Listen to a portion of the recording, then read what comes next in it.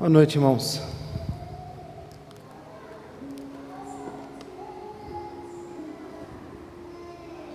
Hoje nós vamos falar um pouco sobre identidade e principalmente olhando para o texto de Efésios 2, do versículo 8 até o 10. Existe uma história, na verdade é uma história real, ela é sobre um escritor, ele chama Alfred Weight, vou arriscar o nome dele aqui, porém ele é muito conhecido como James Herriot, esse é o seu pseudônimo. Esse autor ele é cirurgião, veterinário e escritor, e ele ganhou grande fama meados dos anos 70, quando ele começou a escrever histórias sobre pessoas, animais que viviam em fazendas e vilarejos locais, E essas histórias desse autor ganhou força principalmente quando começou a ser televisionado, Criaram uma série sobre essas histórias, e era chamada Criaturas Grandes e Pequenas, e passava no Animal Planet. Talvez vocês nunca viram sobre isso, ou nunca ouviram sobre esse autor. Eu também nunca vi, mas achei pertinente uma parte da história do livro dele, que vai servir um pano de fundo para o que a gente vai falar aqui. E um dos seus livros, ele conta que um dia ele foi jantar num restaurante, era mais afastado da sua casa, e aí no meio do caminho ele perdeu a sua carteira. Chegando lá, comendo, fazendo todo o processo, na hora que ele foi pagar, ele não tinha como pagar, porque estava sem a carteira. Só que, para espanto dele, o garçom disse que a conta já estava paga. Sem conhecimento do James, o seu sócio havia ligado para o restaurante e pedindo que a conta fosse colocada no nome dele, e ali ele pagou a conta como presente para o casal. Essa surpresa, esse alívio que ele narra ali, daquele momento, são pequenos indicadores do sabor dessa passagem que nós vamos conversar essa noite sobre graça divina. Efésios capítulo 2, versículo 8 ao 10. Eu estou lendo na NVT 2, 8 ao 10. Diz o seguinte: vocês são salvos pela graça por meio da fé. Isso não vem de vocês. É uma dádiva de Deus, não é uma recompensa pela prática de boas obras, para que ninguém venha se orgulhar, pois somos obra-prima de Deus, criados em Cristo Jesus, a fim de realizar as boas obras que Ele de antemão planejou para nós. Talvez nós só vamos conseguir entender a força do que Paulo quer nos dizer nesses versículos quando nós pisarmos nos versículos iniciais desse capítulo. Sobe lá em cima no versículo 1, 2 e 3 do capítulo 2. Paulo está dizendo o seguinte aqui: vocês estavam mortos por causa de sua desobediência e de seus muitos pecados, nos quais costumavam viver como o resto do mundo, obedecendo ao comandante dos poderes do mundo invisível. Ele é o Espírito que opera no coração dos que se recusam a obedecer. Todos nós vivíamos desse modo, seguindo os desejos ardentes e as inclinações de nossa natureza humana. Éramos, por natureza, merecedores da ira como os demais. Hoje em dia, queridos, as pessoas raramente acreditam que existe algo de errado com a raça humana, especialmente com elas mesmas, Como resultado, elas não sentem muita necessidade dessa graça divina. Talvez pensam que Deus possa ajudá-las em uma situação difícil aqui ou ali, mas de maneira geral elas não conseguem se virar sozinhas. E faz parecer que tudo o que Deus tem a oferecer é então uma espécie de espiritualidade acentuada para a vida comum, um suave enriquecimento do que já existe, e não um resgate radical do desastre iminente. E aí a gente volta para a nossa história como se Herriot, o autor que nós falamos aqui, ao pagar a própria refeição, ele descobrisse que o seu sócio tinha pagado a música que tocou durante o jantar. A mesma ideia que a gente está dizendo. O Evangelho, queridos, só se refere à graça que vai além do mero enriquecimento. E essa graça dá vida aos mortos. É o presente gratuito e merecido que Deus nos dá. Nesses 3 versículos breves que nós lemos, resume essa visão geral, como essa graça opera e o que ela faz. Isso está muito próximo do que Paulo vai dizer sobre justificação nos livros de Romanos, de Gálatas e Filipenses. Embora essa passagem que nós lemos de Efésios não esteja condensado em uma declaração concisa sobre justificação. É muito importante a gente examinar esse texto, examinar essas palavras e as particularidades do que Paulo está dizendo aqui. Só abrir um parêntese nisso, Paulo nunca se contenta em fazer uma sintonia final de doutrinas, né? Justificação, salvação, eleição, no campo abstrato. Ele sempre trata isso em um tema específico, como a gente observa sobre a salvação em todo o decorrer do capítulo 2.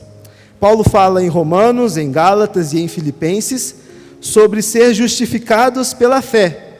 E aqui, no versículo 8, ele fala sobre sermos salvos pela graça.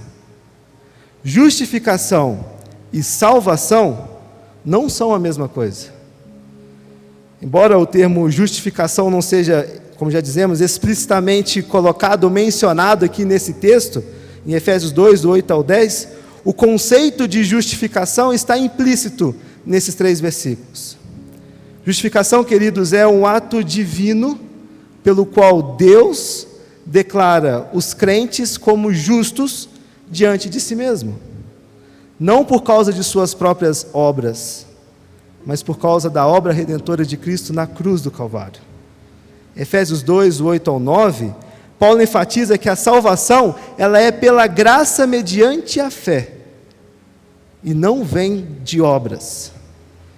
Isso nos implica que a nossa justificação diante de Deus não é alcançada por meios dos nossos próprios esforços, ou méritos, ou o que temos em nossas mãos, mas ela é um presente gracioso de Deus para nós. Além disso, o versículo 8 destaca que salvação, ela é um dom, é um presente de Deus, enfatizando que Deus, que é Deus, quem concede a salvação aos crentes, não com base nas nossas obras, mas por causa da sua graça por nós. Isso está em linha com o conceito de justificação, onde Deus nos declara justos com base no que Cristo fez por nós na cruz do Calvário, não com base em nossos próprios méritos. Romanos capítulo 3, versículo 24, Paulo vai nos dizer que, mas Ele em sua graça nos declara justos por meio de Cristo Jesus, que nos resgatou do castigo de nossos pecados. Como dissemos, embora o termo justificação não está mencionado aqui nesse texto de Efésios, Efésios 2, 8 ao 9, trata do mesmo conceito, ao enfatizar da salvação, que a salvação é pela graça, mediante a fé, e não pelas obras. E que reflete a verdade fundamental da justificação pela fé em Cristo Jesus.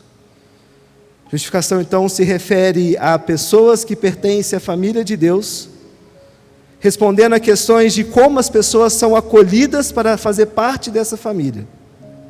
Salvação se refere a pessoas sendo resgatadas do destino ao qual elas estavam destinadas a irem. E ela responde a pergunta sobre como esse resgate acontece e quem, em última análise, é o responsável por esse resgate. Quando Paulo fala sobre justificação, o que identifica as pessoas é a fé que elas têm. E quando Paulo fala sobre salvação, que é o tema da nossa mensagem, a responsabilidade ela é de Deus. Ou seja, tudo acontece por causa da graça de Deus por nós. Os conceitos de graça, fé e obras, como apresentados nesses 3 versículos de Efésios 2, são essenciais para a compreensão desse tema da nossa mensagem sobre identidade, sobre falarmos sobre identidade, da nossa identidade em Cristo Jesus, sobre o nosso chamado para as boas obras.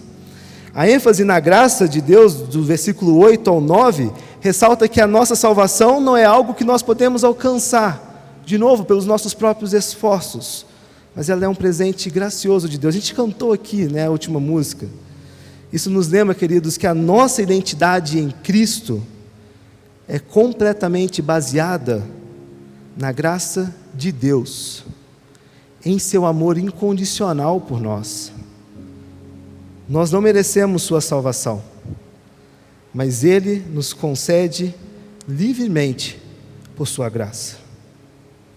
A fé é o meio pelo qual nós recebemos a graça salvadora de Deus, como enfatizado no versículo 8.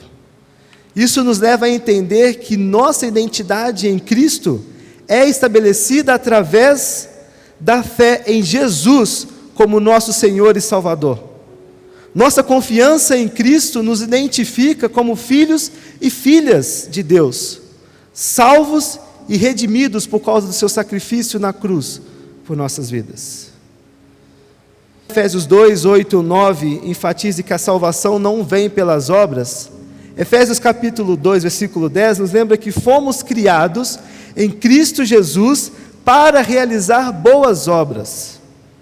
E essas obras não são a base da nossa salvação, mas elas são um resultado da salvação. Elas são um resultado daquilo que Deus trabalha e opera dentro de nós. E isso destaca que a nossa identidade em Cristo nos capacita e nos comissiona para viver uma vida de serviço e amor ao próximo, reproduzindo a obra e o sacrifício de Cristo. Nossas boas obras, elas são uma expressão de nossa fé viva em Cristo e de nossa gratidão pela salvação que nós recebemos do Senhor. Nesse trecho, Paulo fala de salvação e não de justificação. Ele fala sobre como somos resgatados do pecado e da morte. E ao mesmo tempo, ele toca em outra questão: você foi salvo pela graça divina e mediante a fé. E ter fé não é algo que os humanos fazem para ser aceitos por Deus. Sem ajuda, nada do que conseguimos fazer pode obter tal coisa para nós. Se isso fosse possível, queridos, seria uma questão de iniciativa pessoal. E as pessoas que tivessem essa capacidade poderiam se orgulhar do quanto de fé que elas têm e do quanto que elas adoram a Deus. Mas não é sobre a nossa quantidade de fé. Não é sobre os nossos esforços voltados para a fé. Ao contrário, já que tudo é uma questão da dádiva de Deus, não há espaço nenhum para o ser humano se gabar frente à justificação e à salvação. A ênfase em todos esses versículos que nós lemos está no contraste entre o estado da humanidade, dos versículos 1, 2 e 3, mortos, pecadores, sem condição alguma, e o estado da humanidade em Deus, em seu amor generoso, que decidiu recriar, que decidiu nos dar uma nova oportunidade. Dessa forma, as boas obras que ele menciona no versículo 10 não são equivalentes às obras da lei. E aí ele vai falar muito sobre isso em outros textos, sobre como essas obras da lei, sobre a justificação a partir dessas obras da lei, que ele descarta como parte da justificação em Romanos, em Gálatas e em Filipenses. Ele representa essas obras, o modo de vida que Paulo vai descrever mais à frente no capítulo 4, 5 e 6 dessa mesma carta de Efésios, né? Essas obras, elas são a estrada pela qual os cristãos devem trilhar as suas vidas, conduzir os seus relacionamentos, conduzir sua dinâmica de vida. Dessa forma, eu acredito que o versículo 10 nos apresenta essa declaração central, que diz como os cristãos estão no centro da nova criação de Deus, e ele diz que nós somos a obra de Deus. Às vezes essa palavra obra de Deus, do versículo 10, ela possui uma conotação artística, né? Às vezes a gente olha para a palavra obra e pensa, talvez poderíamos pensar num conceito artístico, né? Sugerindo que Deus, como nos dando uma sugestão, como Deus em Jesus, o Rei, nos criou como obra de arte, ou como um poema, ou como uma escultura. Ou talvez a palavra obra, o conceito, a ideia por trás de obra, pode pressupor que ela que nós somos criados como uma partitura, como uma música, que temos que tocar agora. É a maneira autêntica de sermos humanos, projetada graciosamente por Deus para que possamos andar por ela. Dando 2 exemplos, sobre o conceito, sobre talvez um pensamento do que vem a ser obra. Paulo, ao afirmar que nós somos obras de Deus, ele nos convida a refletir, queridos, sobre nossa identidade como criaturas amadas e intencionalmente formadas por Ele, por Deus. A analogia de sermos uma obra de arte ou uma partitura de uma música destaca a singularidade da beleza da nossa identidade em Cristo. Essa perspectiva, ela nos leva a entender que a nossa identidade, ela não é acidental ou ela é aleatória, mas ela é cuidadosamente planejada e executada por Deus. Nós somos moldados à imagem de Cristo e capacitados por Ele para viver uma vida que reflita a glória de Deus. Assim como uma obra de arte é apreciada por sua beleza e singularidade, nós somos chamados a viver de maneira que glorifique a Deus e revele a sua obra em nossas vidas. Esse texto de Efésios nos ajuda a compreender que nossa identidade em Cristo é uma expressão da graça e amor de Deus. Somos chamados a viver de acordo com essa identidade, reconhecendo nossa singularidade e valor em Cristo, no seu sacrifício, na sua morte, na obra que Ele nos deu de graça, e buscando a viver uma vida que honre a Deus em todas as áreas de nossa vida. Isso nos leva de volta ao tema central dessa nossa mensagem, destacando a importância da identidade em Cristo, como filhos e filhas de Deus. O que acontece na vida moral e espiritual das pessoas, se não compreendem que toda a sua vida, e isso sem mencionar a salvação, é uma dádiva divina que não merecemos. Vou repetir essa pergunta. O que acontece na vida moral e espiritual das pessoas, se não compreenderem que toda a sua vida é uma dádiva divina que não merecemos? Se essa pergunta talvez está um pouco abstrata, te convido a abrir suas Bíblias em Lucas capítulo 7, versículo 36. Lucas capítulo 7, 36 ao 50.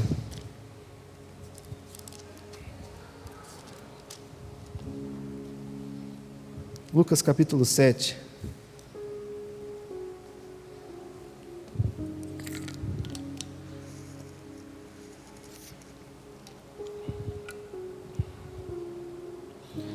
Diz o seguinte: um dos fariseus convidou Jesus para jantar.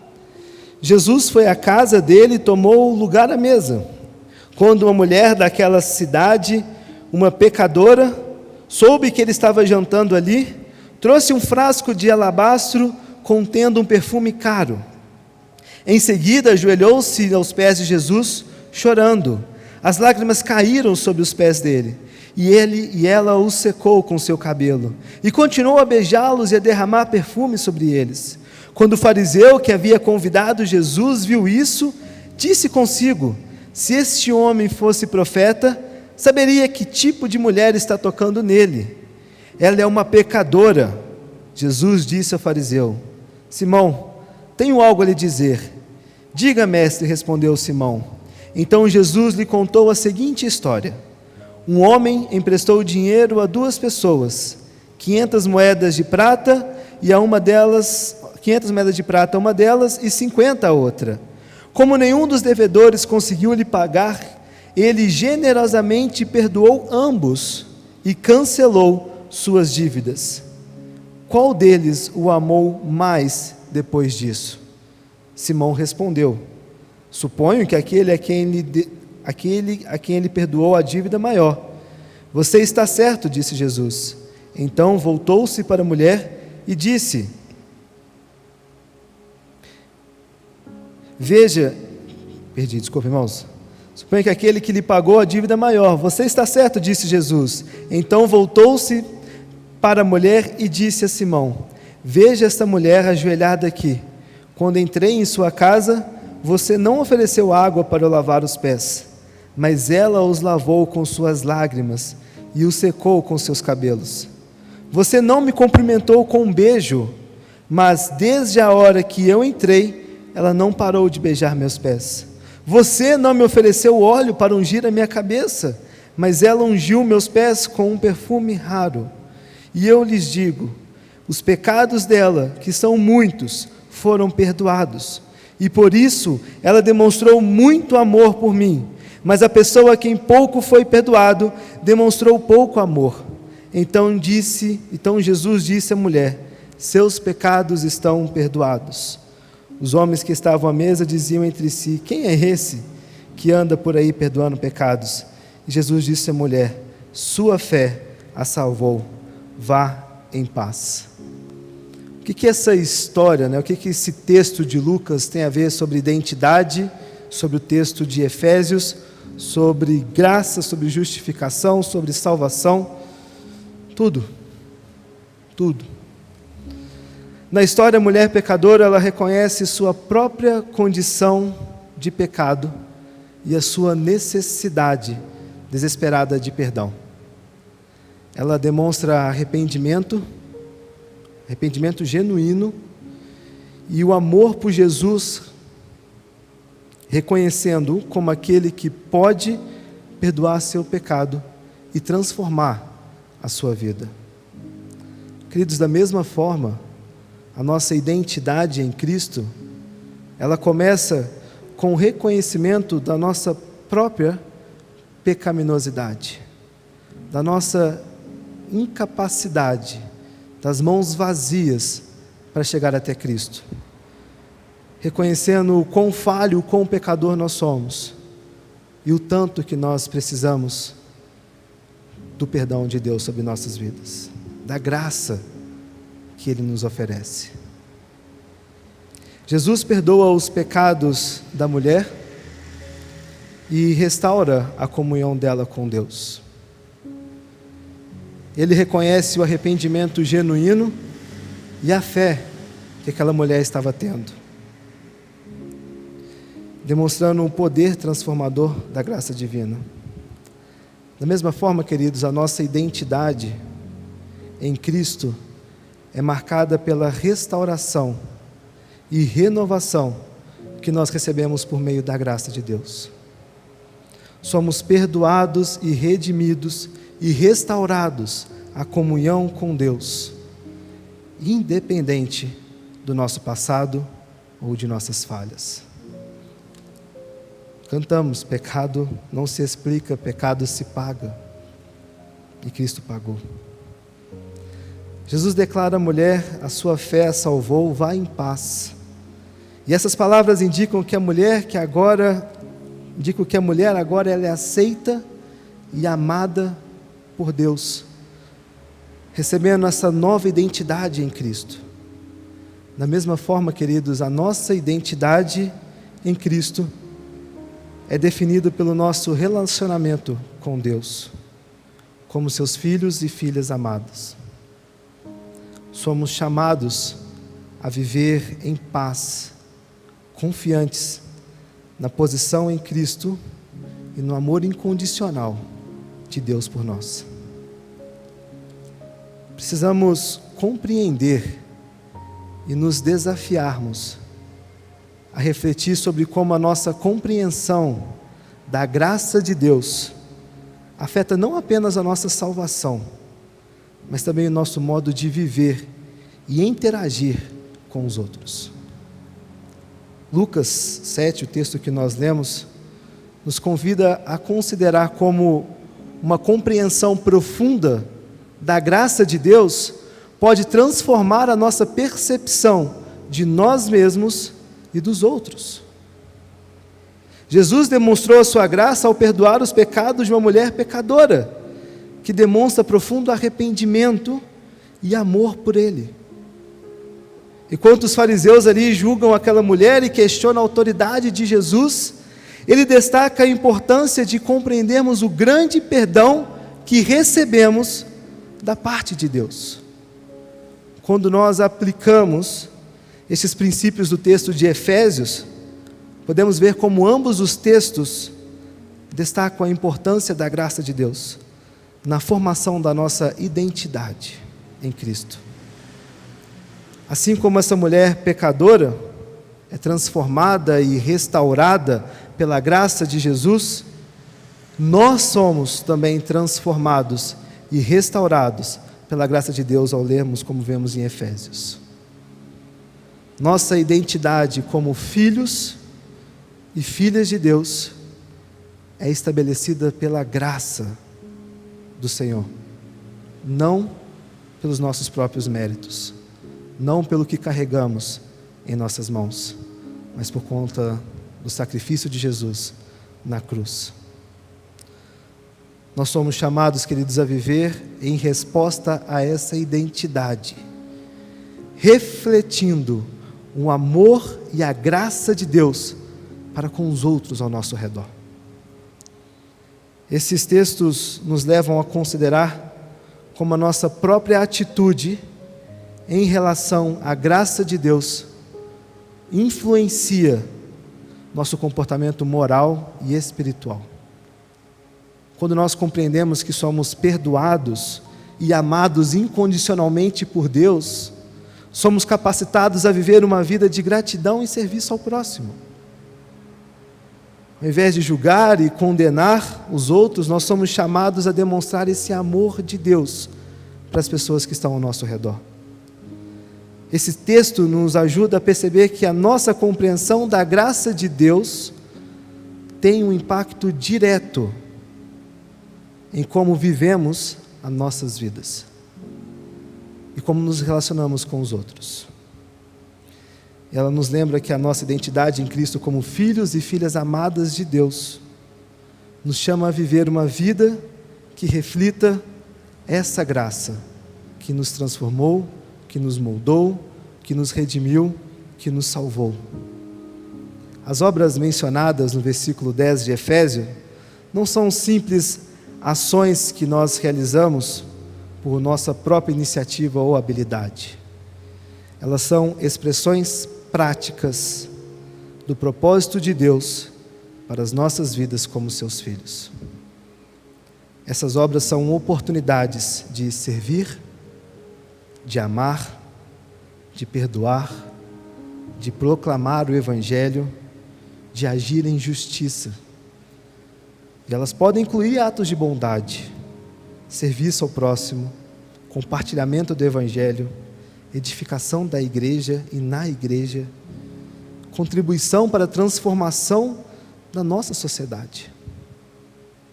Em essência, essas obras que Paulo nos fala, que Deus nos criou para essas obras, são as maneiras pelas quais nós iremos manifestar o amor e a graça de Deus ao mundo ao nosso redor. Quando dizemos que Deus preparou essas obras de antemão, estamos reconhecendo a sua soberania sobre a humanidade, sobre nossas vidas. Isso significa que antes mesmo de nascermos, Deus já tinha em mente um plano e um propósito específico para nós. Ele conhece as nossas habilidades, nossos dons, nossos talentos, as circunstâncias das nossas vidas, as oportunidades que nos rodeiam, e Ele nos capacita e direciona para realizarmos essas obras que Ele deseja que realizemos. Isso não retira a nossa responsabilidade pessoal, mas nos lembra que nós temos um chamado missional de Deus na realização do seu plano redentor para o mundo. Dessa forma, queridos, hoje refletimos sobre a profunda verdade contida no versículo 8, 9 e 10 de Efésios, que nos revela que a nossa identidade em Cristo, que nos revela não apenas a nossa identidade em Cristo, mas também o propósito singular de Deus, que tem para cada um de nós como seus filhos e filhas amadas.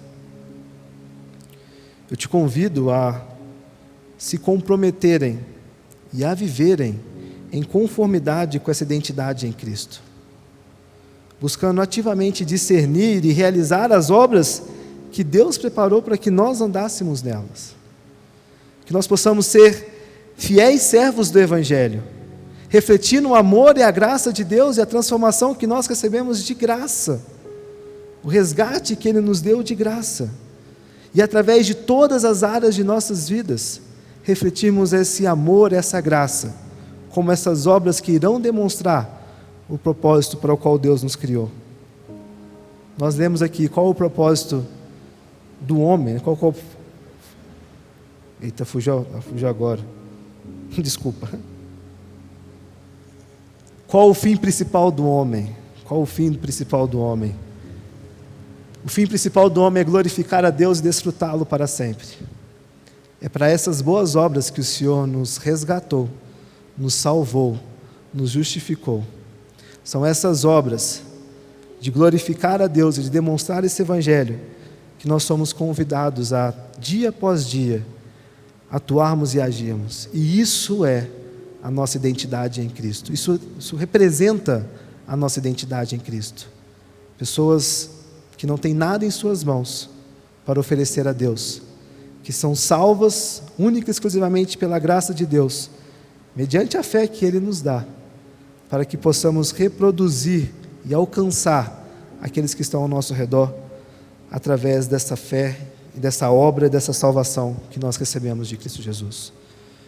Que o Espírito Santo nos guie, queridos, e nos capacite nessa jornada, para que nós possamos ser instrumentos de transformação e de bênção, aonde quer que nós estejamos.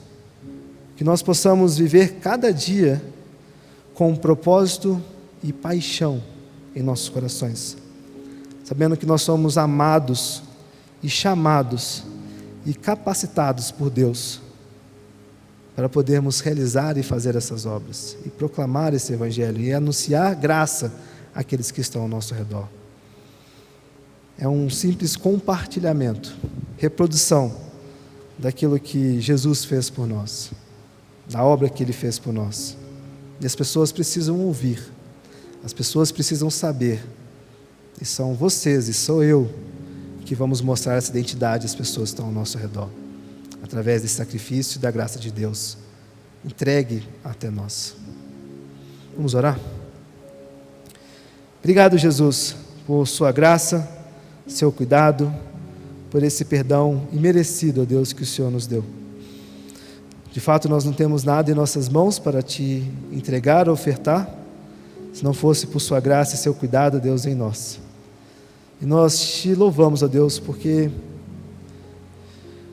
pelo seu plano redentor dessa humanidade, nós podemos experimentar, Jesus, cada dia mais e mais esse cuidado, essa graça, essa bondade do Senhor sobre nossas vidas. Que a nossa identidade possa sempre estar firme e reconhecida em Ti, Jesus, e que possamos refletir quem nós somos e refletir o Seu amor, refletir essas boas obras, ó Pai, aqueles que estão ao nosso redor, reproduzindo, ó Deus, aquilo que um dia o Senhor fez em nossos corações. Que nós possamos ser testemunhas do Senhor por onde quer que andamos, ó Pai. Que a nossa identidade não mostre nós pecadores, mas que mostre Jesus em nós e aquilo que o Senhor fez por nós, ó Pai. Essa oração que fazemos a Ti em Teu nome, Deus. Amém.